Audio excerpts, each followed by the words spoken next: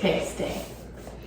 Here is your Eldoa posture for this week. So this is the T6T7 vertebrae that we're now trying to create space. So last week it was the T8T7. So that was sort of where the scapula is. This is just 1 and 2 discs up. So a little bit closer to your neck. I think this is probably the easiest pose to master.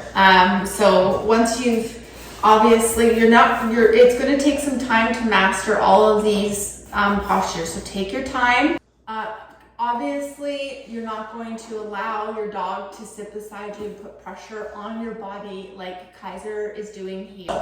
You do not or cannot perform this Eldoa posture with any pressure on your legs. You need to be free. So the most important thing is you need to think that the energy is coming straight through your vertebra. So if there's pressure, obviously there's going to be some shifts. So in fact, I do want to kind of feel exactly where. If you concentrate, you can literally feel this movement. Okay, good. So he's gotten a little bored.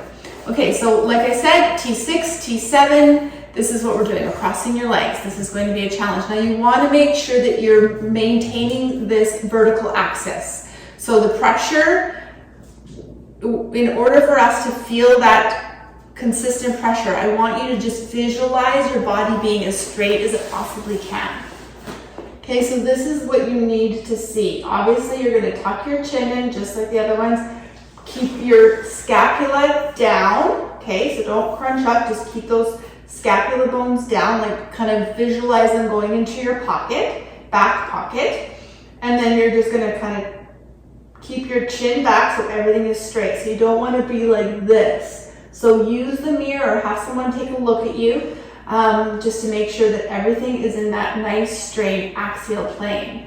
And then you're going to just tuck the chin in ever so gently, small micro movements here. Remember, these are micro movements, tiny, tiny, tiny. And then of course the eyes will then gaze down. So here is what the side will look like.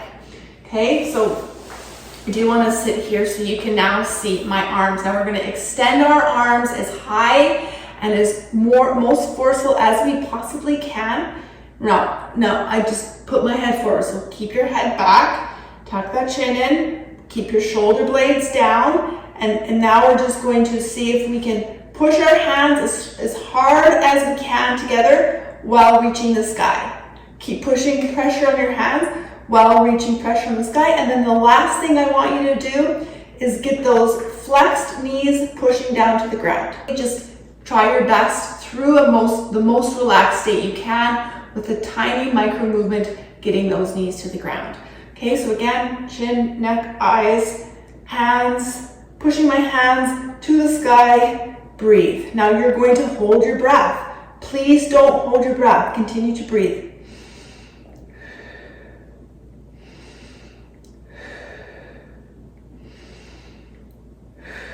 This is what it looks on this side. Wow, feeling that. You can cross your other leg in front. Maybe the one thing I could quickly say is if you do the posture like this with your right leg in front 1 week or 1 day, I'd love for you to do these postures, a couple of times a week. Then just make sure that that other leg is in front. Okay, this is what it looks like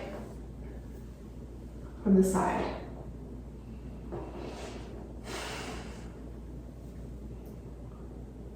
Eyes are down. Push and hold. And then again, so we do not rebound, you have to come out of it one limb at a time. You're going to feel very, very, very tired after these Eldoa poses.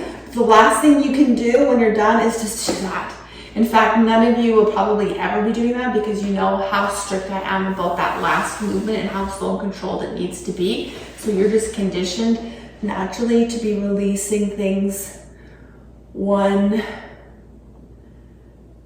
at a time. Okay, so that is very important. Otherwise, all the work that we just put into that movement can be rebounded, basically getting nothing out of it. So that coming out of the pose is very, very important. That is for your T6, T7. The disc just a little bit higher than what we did last week.